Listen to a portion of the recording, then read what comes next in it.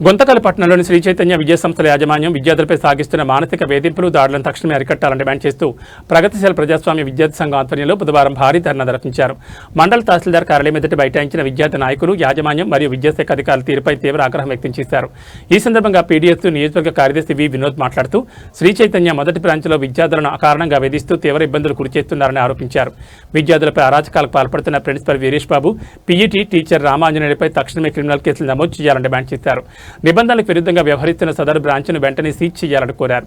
పట్టణంలోని కార్పొరేట్ విద్యా సంస్థల ఆగడాలపై ఎన్నిసార్లు ఫిర్యాదు చేసినా పట్టించుకోని విద్యాశాఖ అధికారి మస్తాన్రావు తీరును నాయకులు తప్పుపట్టారు. కార్పొరేట్ సంస్థలు ఇచ్చే ప్రలోభాలకు లోబడి ఎంఈఓ వారికి గులాంగిరి చేస్తున్నారని విమర్శించారు.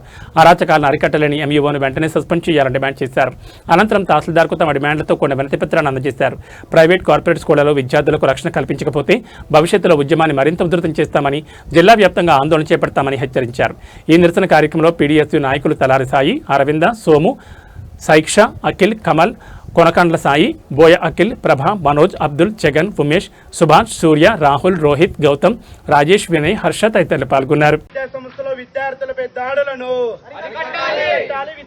విద్యార్థులపై దాడులను శ్రీ చైతన్య విద్యా సంస్థల విద్యార్థులపై దాడులను శ్రీ చైతన్య విద్యా సంస్థల విద్యార్థులపై దాడులను శ్రీ చైతన్య విద్యా సంస్థల విద్యార్థులపై దాడులను శ్రీ చైతన్య విద్యా సంస్థల విద్యార్థులపై దాడులను శ్రీ చైతన్య విద్యా సంస్థల విద్యార్థులపై దాడులను